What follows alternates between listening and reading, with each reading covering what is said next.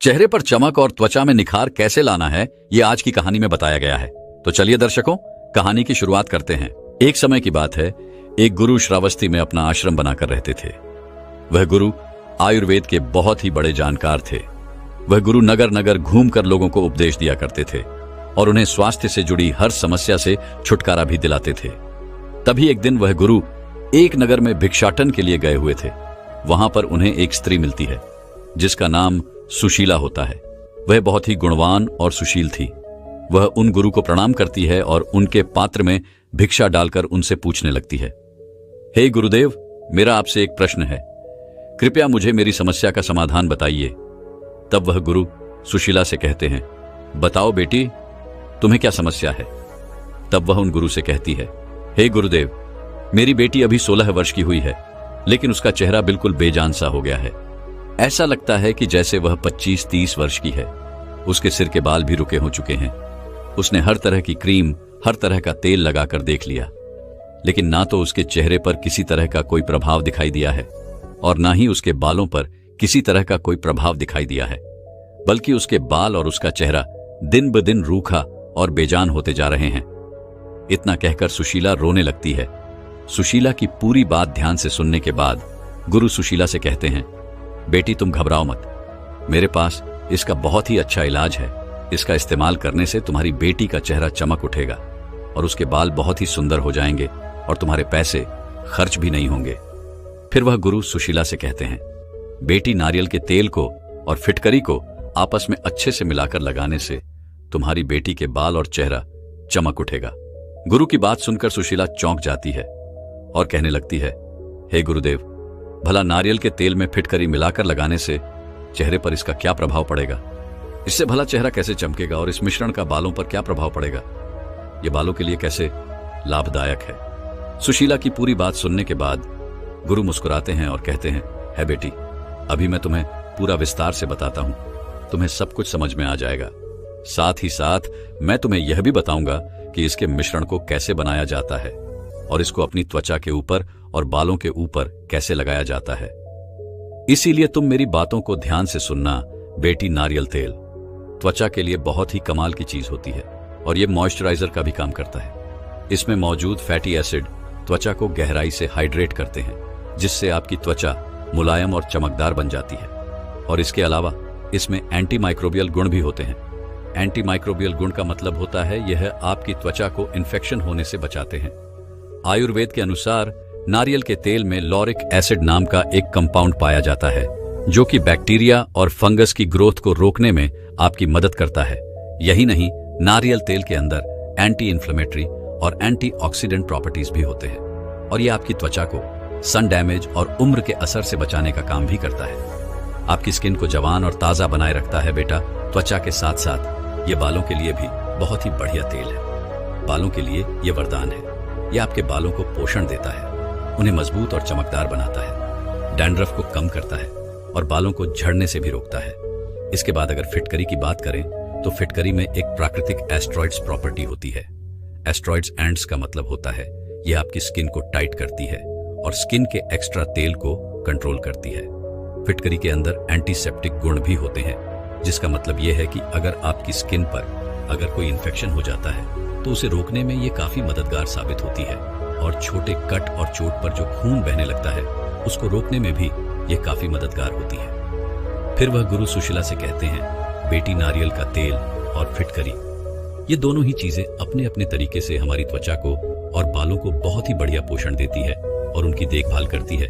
लेकिन जब इन दोनों चीजों को यानी नारियल के तेल और फिटकरी को हम आपस में मिला देते हैं तो इनका मिश्रण और भी ज्यादा फायदेमंद बन जाता है और हमें कई ऐसे कमाल के फायदे देता है जो कि महंगे से महंगे प्रोडक्ट भी आपको नहीं दे पाते। बेटी, नारियल के तेल और फिटकरी का ये जो मिश्रण है, ये आपकी त्वचा को बहुत ही बढ़िया प्रोटेक्शन प्रोवाइड करता है। जैसा कि मैंने आपको बताया कि नारियल के तेल के अंदर एंटी माइक्रोबियल प्रॉपर्टीज होती है और जब हम इसे फिटकरी में मिला देते हैं तो इसका एंटी माइक्रोबियल इफेक्ट और भी ज्यादा बढ़ जाता है। एक तरफ तो नारियल का तेल है जो कि बैक्टीरिया और फंगस से लड़ रहा है और दूसरी तरफ फिटकरी है जो कि त्वचा के इन्फेक्शन को रोकने में पूरी ताकत के साथ मदद करती है। तो जब आप इस मिश्रण को लगाते हैं तो आप अपनी त्वचा को डबल प्रोटेक्शन दे देते हैं। जहां एक तरफ तो नारियल का तेल अपनी नेचुरल प्रॉपर्टी से आपकी त्वचा को पोषण दे रहा है। वहीं दूसरी तरफ फिटकरी अपने एंटीसेप्टिक गुण से आपकी त्वचा को सुरक्षित और प्रोटेक्ट रखती है। और यही वजह है कि जो यह मिश्रण है वह इतना पावरफुल होता है और आपकी त्वचा पर कील मुहासे, फोड़े, फूंसी होने से भी बचाता है और आपकी स्किन को एलर्जी से बचाए रखता है। बेटी, नारियल तेल और फिटकरी का ये जो मिश्रण है ये त्वचा के टेक्सचर को भी इंप्रूव करता है। बेटी, जब हम नारियल के तेल और फिटकरी को मिलाकर लगाते हैं तो ये एक यूनिक बैलेंस क्रिएट करता है। नारियल का तेल त्वचा को अंदर से मॉइस्चराइजर करने का काम करता है, जिससे वह तेल बढ़ता है, और वहीं दूसरी तरफ फिटकरी जो है ये एस्ट्रोनॉट प्रॉपर्टी रखती है और त्वचा को एक्स्ट्रा तेल से बचाती है और उसको कंट्रोल में रखती है और आपकी त्वचा के पोर्स को भी टाइट रखने का काम ये करती है। फिर गुरु सुशीला से कहते हैं, बेटी, अगर किसी की भी त्वचा ज्यादा ऑयली है तो उसे नारियल के तेल को कैसे लगाना है उसके बारे में समझो, क्योंकि नारियल का तेल लगाने से उनकी त्वचा और भी ज्यादा ऑयली बन जाती है। इसी तरह से ड्राई स्किन वाले फिटकरी लगाने से बचते हैं, क्योंकि उसमें उनकी त्वचा बहुत ही ज्यादा ड्राई हो जाती है। लेकिन जब आप इन दोनों को मिलाकर लगाते हैं तो इससे ना आपकी त्वचा ड्राई बनती है और ना ही ज्यादा तेली बनती है। यह एक परफेक्ट बैलेंस मेंटेन करता है। इससे त्वचा ज्यादा फ्रेश और क्लियर दिखाई पड़ती है, और जब त्वचा का बैलेंस ठीक रहता है तो अपने आप ही त्वचा में निखार आता है। कील मुहासे, एक्ने और ब्लैक हेड्स, सभी तरह की त्वचा की परेशानियां दूर हो जाती हैं। फिर वह गुरु सुशीला से कहते हैं, बेटी, इस मिश्रण से मिलने वाला दूसरा लाभ है ये हमारी त्वचा को कीटाणुओं से बचाता है। बेटी, कई बार हमारी त्वचा पर इन्फेक्शन हो जाता है, चोट लग जाती है, तो कई बार हमारे दिमाग में यह सवाल आता है कि हम क्या चीज इस्तेमाल करें जो कि प्राकृतिक भी हो और असरदार भी हो। कई बार हमारे घर में एंटीसेप्टिक लोशन, डेटोल नहीं होते हैं और चोट लगने पर हमें समझ नहीं आता है कि हम इस पर क्या लगाएं। कई बार चोट लगने की वजह से बहुत ही ज्यादा खून बहने लगता है, कहीं गिरने की वजह से जगह जगह छिल जाते हैं। तो उस समय ऐसी क्या चीज लगाएं जो कि हमें फायदा भी पहुंचाएं और उस बहने वाले खून को भी रोक दें और किसी तरह का इन्फेक्शन भी ना होने दें। तो इस समय पर फिटकरी और नारियल के तेल का मिश्रण बहुत ही ज्यादा फायदेमंद है। बेटी, जब आप इस मिश्रण को त्वचा के ऊपर या किसी भी चोट पर लगाते हैं तो यह आपकी त्वचा का और उस चोट का इलाज ऐसा करता है जो बिल्कुल सेफ होता है और नेचुरल होता है। इससे आपका बहने वाला खून रुक जाता है और इन्फेक्शन होने का जो भी खतरा रहता है वह भी खत्म हो जाता है। बेटी, त्वचा के अलावा यह हमारे बालों के लिए और सर के लिए भी बहुत फायदेमंद है। यह आपके बालों के लिए एक नेचुरल कंडीशनर की तरह काम करता है। यह बालों को मुलायम करने का काम करता है, उनको पोषण देने का काम करता है और उन्हें मजबूत और चमकदार भी बनाए रखता है। इसके अलावा आपकी स्कैल्प की हेल्थ को इंप्रूव करता है, साथ ही साथ डैंड्रफ को भी कम करता है। इसके अलावा स्कैल्प के इन्फेक्शन को कम करता है। कई बार सिर में फोड़े फूंसी हो जाते हैं, तो ऐसे में अगर आप इसका इस्तेमाल करते हैं तो आपको कभी भी फोड़े फूंसी नहीं होंगे और यह आपको इन्फेक्शन से भी बचाएगा। फिर वह गुरु सुशीला से कहते हैं, बेटी, अब तुम ये समझो कि तुम्हें इस मिश्रण को कैसे तैयार करना है और किस तरह से इसका इस्तेमाल करना है। इसके लिए सबसे पहले तुम्हें नारियल का तेल लेना है और दूसरी जो चीज है वह फिटकरी का पाउडर लेना है। आप फिटकरी बाजार से लेकर खुद तैयार कर सकते हैं या फिर आपको पाउडर बेस भी मिल जाता है, लेकिन आपको इन दोनों की मात्रा बिल्कुल सही लेनी है। नारियल तेल के अंदर लगभग 1 छोटी चम्मच फिटकरी का पाउडर मिलाना है। अगर आपकी स्किन ड्राई है तो आप फिटकरी की मात्रा को कम कर सकते हैं। अब सबसे पहले आप नारियल के तेल को एक कटोरी के अंदर लीजिए, फिर उसमें 1 चम्मच फिटकरी के पाउडर को डालिए और इस मिश्रण को आप अच्छी तरीके से मिक्स कीजिए। आप इसे तब तक हिलाते रहे जब तक फिटकरी का मिश्रण तेल में अच्छी तरीके से न मिल जाए। फिटकरी को नारियल के तेल में मिलने में समय लगता है, इसीलिए इसको तब तक हिलाते रहना है जब तक कि यह मिल न जाए। जब आपका यह मिश्रण तैयार हो जाए तो आपको इसे कांच के बर्तन में स्टोर करके रख लेना है। वह बर्तन ऐसा होना चाहिए जिसमें हवा पास ना हो। इस मिश्रण को त्वचा के ऊपर लगाने के लिए सबसे पहले अपने चेहरे को अच्छे प्रकार से धो लेना है और शरीर में अगर आपको किसी भी जगह और लगाना है तो उस स्थान को पहले अच्छे से साफ कर लेना है। इसके बाद आप उसमें थोड़ा सा मिश्रण मिलाकर अपनी त्वचा पर लगा लें। अगर आप अपने चेहरे पर लगा रहे हैं तो इसको लगाकर अपने चेहरे की मसाज कीजिए। इस मिश्रण को त्वचा पर लगाने के बाद लगभग आधा घंटा तक इसको आप छोड़ दीजिए और इसके बाद साफ पानी से या फिर किसी माइल्ड साबुन या क्लिंगर से इसे साफ कर लेना है। अगर आपको इसको अपने बालों पर, स्कैल्प पर लगाना है तो सबसे पहले अपने बालों को अच्छी तरीके से धो लें। इसके बाद स्कैल्प पर अपनी उंगलियों से अच्छी तरीके से इसकी मसाज करें और फिर इस मिश्रण को अपने बालों पर, अपने स्कैल्प पर 30 मिनट के लिए छोड़ देना है। और अगर आप पूरी रात इसे छोड़ते हैं तो यह बहुत ही ज्यादा फायदेमंद रहेगा। इसके बाद आप शैम्पू से अपने बालों को साफ कर लीजिए। जब आप अपने बालों को धोएंगे तो एक बार में धोने के बाद अगर वह मिश्रण बालों से नहीं निकले तो आप दोबारा शैम्पू लगाकर धोए, क्योंकि यह मिश्रण थोड़ा तेलीय होता है, इसीलिए बालों से जल्दी से नहीं निकलता है। इसीलिए आप 2 बार शैम्पू लगाकर अपने बालों को अच्छे से धो लें।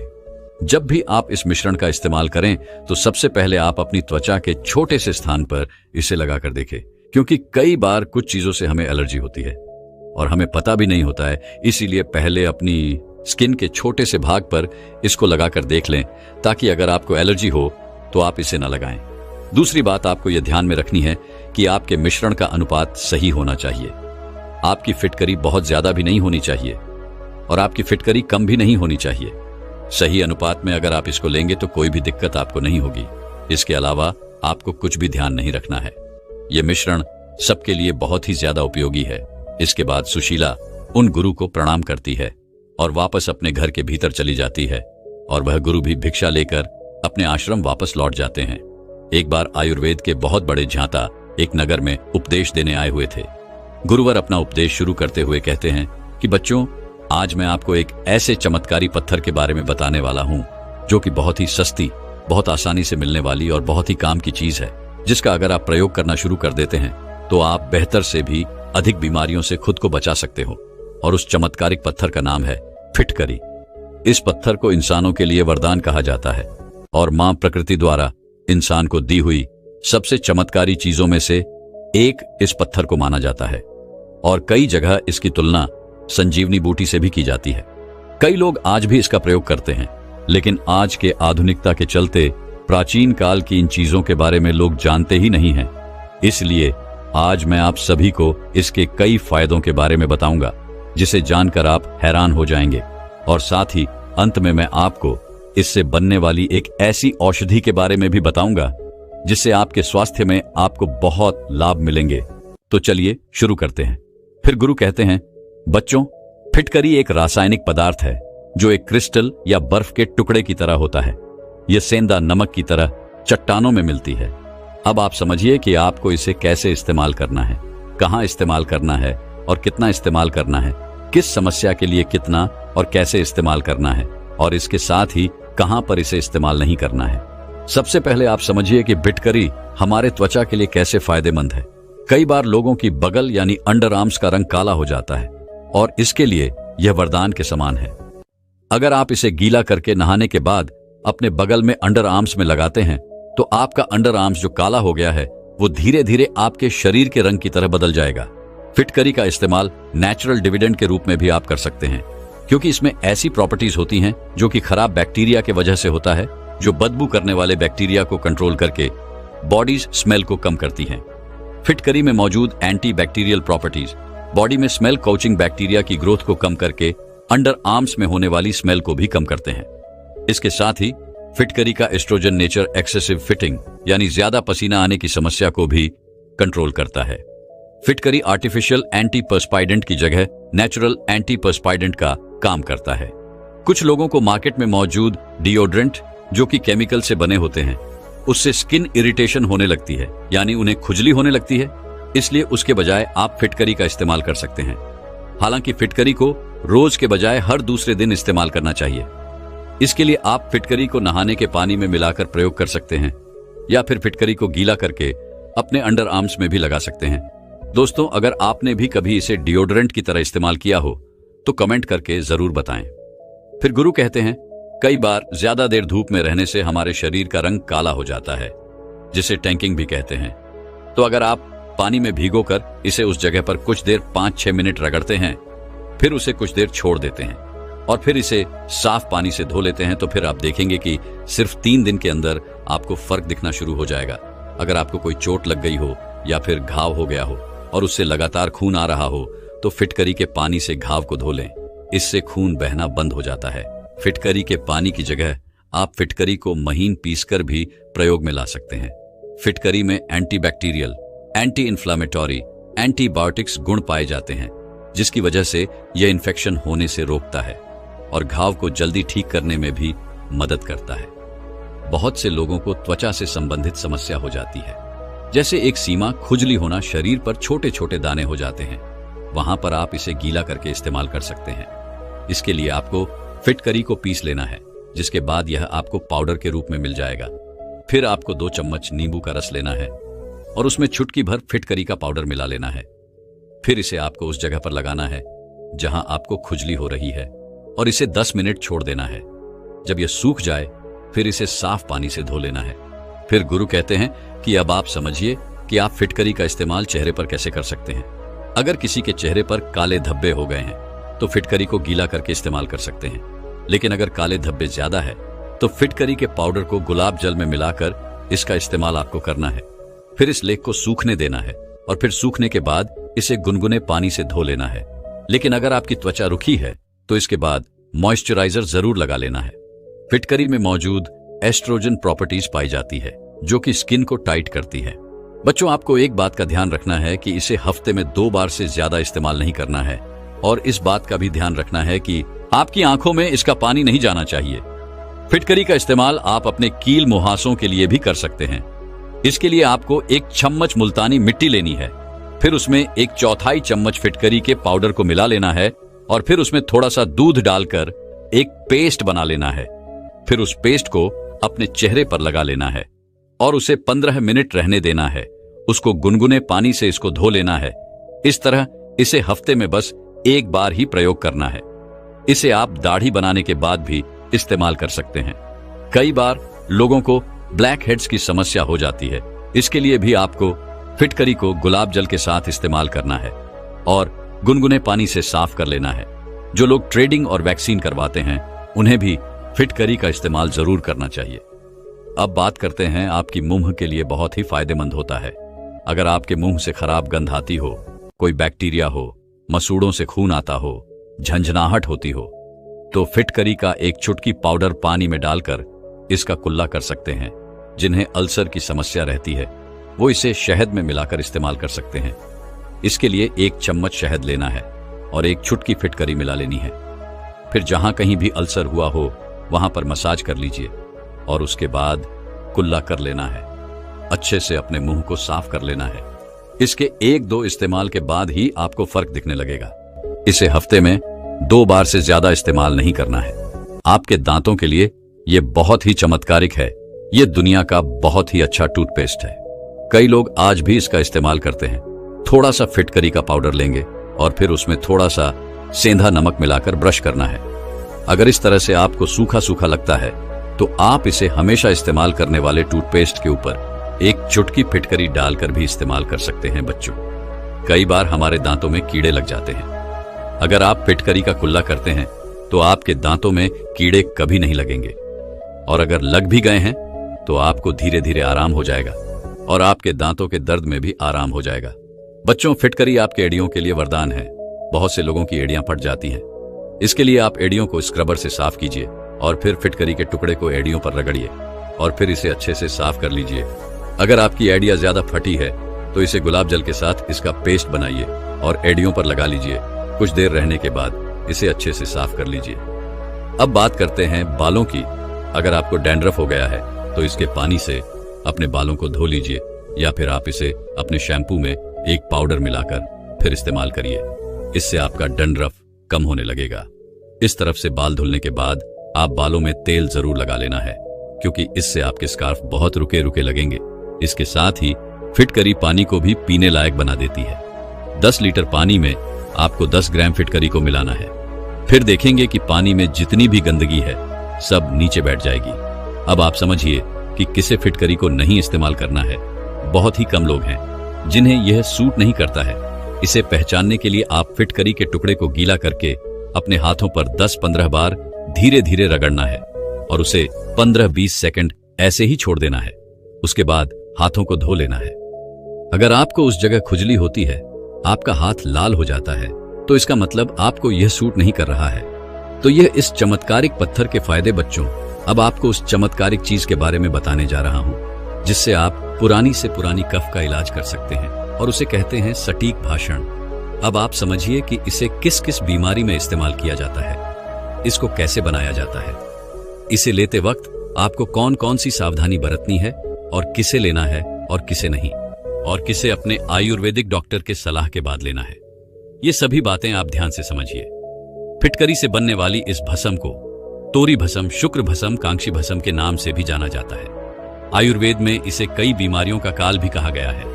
इसमें डिटॉक्सिफाइंग, एंटी ह्यूमोस्टैटिक, कसैले, एंटी प्रोटीक, एंटी इन्फ्लामेट्रोपिकल गुण होते हैं। आयुर्वेद में चिकित्सा के लिए फिटकरी का इस्तेमाल बहुत पुराने समय से किया जा रहा है। रसत रंगिनी में इसे पित्त कफ नाशक कहा गया है।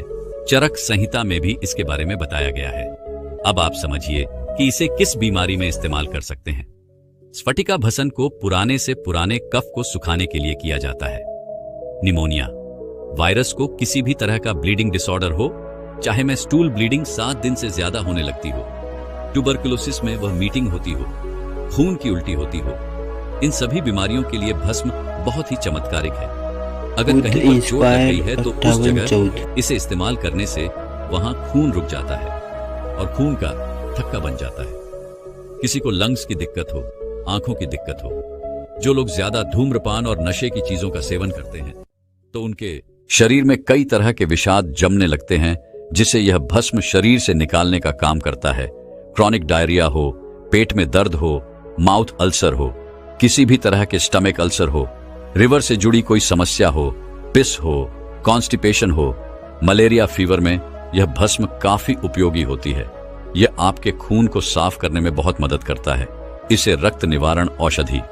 अब आप समझिए इसे बनाना कैसे है। सटीक भस्म बनाने के लिए सबसे पहले फिटकरी के टुकड़े को ले लेना है, फिर इसे अच्छे से धो लेना है। इसके बाद इसे साफ कपड़े से पोंछ लेना है।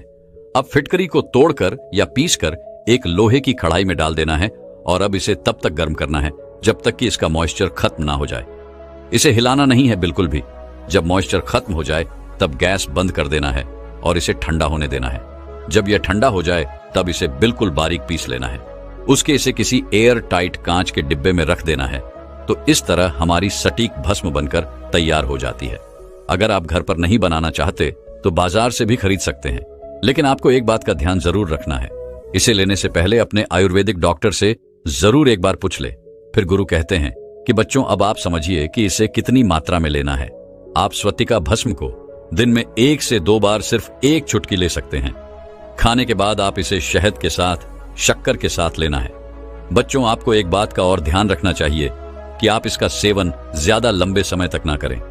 बच्चों अब आप समझिए कि आपको इसे किन किन बीमारी में इस्तेमाल करना है। पहला, अगर आपको कॉन्स्टिपेशन है, ओवर ब्लीडिंग है या यूरिन ट्रैक इन्फेक्शन है तो इसके लिए आपको एक केला लेना है और बीच में से काट लेना है और फिर एक चुटकी भस्म केले के बीच में लगा लेना है और खा लेना है। दूसरा, जिसे भी शरीर में कहीं कट जाता है तो इसके लिए इस भस्म को घी के अंदर मिलाकर पेस्ट बना लेना है, फिर इसके बाद इसे वहां पर लगा लेना है। तीसरा, अगर किसी को मुंह में छाले हो गए हो, मसूड़ों से खून आता हो, दांतों में कोई समस्या हो तो इसके लिए आपको 1 कप पानी लेना है और उसमें चुटकी भर स्फटिका भस्म मिला लेना है और फिर साफ पानी से धो लेना है। अगर दांतों में किसी भी तरह की कैविटी है तो थोड़ा सा हल्दी लेंगे और उसमें थोड़ा सा भस्म, नमक और थोड़ा सा सरसों का तेल उसमें डालेंगे। सब मिला करके एक पेस्ट बन जाएगा। फिर इससे रात को सोने से पहले मंजन कर लेना है और मुंह साफ करके फिर सो जाना है। चौथा, अगर किसी को काशी जुकाम, ज्यादा कॉफ हो गया है तो इसको शहद के अंदर मिला करके लेना है। बच्चों, हर किसी का शरीर एक जैसा नहीं होता। कोई वात, कोई पित्त तो कोई कफ प्रवृत्ति का होता है। किसी का वजन कम है तो किसी का ज्यादा। इसलिए कभी भी इस सटीक भाषण का प्रयोग बिना आयुर्वेद डॉक्टर की सलाह के बिना नहीं लेना है, क्योंकि हर किसी के शरीर के हिसाब से ही इसकी मात्रा तय होती है, क्योंकि कोई भी चीज अभी भी नुकसानदायक होती है। बच्चों, अब आप समझिए कि इसे किसको नहीं इस्तेमाल करना है। जो महिलाएं गर्भवती हैं उन्हें इसका प्रयोग नहीं करना है। जो माताएं बच्चों को दूध पिला रही है उन्हें भी इसका प्रयोग नहीं करना है। जिन्हें भी एलर्जी रहती है उन्हें भी इसका इस्तेमाल नहीं करना है। अगर किसी को कीड़ने की कोई समस्या है तो उन्हें बिल्कुल भी इसका प्रयोग नहीं करना है। जिनको हाई बीपी है वो डॉक्टर के सलाह के बाद ले सकते हैं, लेकिन जिनको लो बीपी की समस्या है उन्हें डॉक्टर की सलाह के बाद भी इसे नहीं प्रयोग करना है। जो भी लोग धूम्रपान करते हैं, नशीली चीजों का सेवन करते हैं, उन्हें भी इसका प्रयोग नहीं करना है। जिन लोगों को हार्ट से संबंधित समस्या है, उन्हें भी इसका प्रयोग नहीं करना है। बच्चों, अगर आप मेरी बताई हुई बातों को ध्यान में रखेंगे तो ये चमत्कारिक भाषण आपके बहुत काम आएगी। फिर गुरु इतना कहकर ध्यान अवस्था में चले में गए और सभी उन्हें प्रणाम करके अपने घर चले गए। दोस्तों, मैं उम्मीद करता हूं कि यह कहानी सुनने से आपके जीवन में अच्छे बदलाव आए होंगे। आपको इस वीडियो से क्या सीखने मिला, ये कमेंट करके जरूर बताएं और अपने परिवार, दोस्तों या आपके करीबी इंसान के साथ ये कहानी शेयर करके उन्हें भी इस ज्ञान से परिचित करवाएं। बाकी अगर आपको यह वीडियो दिल से अच्छी लगी हो तभी इस वीडियो को लाइक कर देना, और आपने अब तक इस चैनल को सब्सक्राइब न किया हो तो चैनल को सब्सक्राइब भी जरूर कर देना। आपका हर दिन शुभ हो और खुशियों से आपका जीवन भरा रहे। धन्यवाद। नमो बुद्धाय।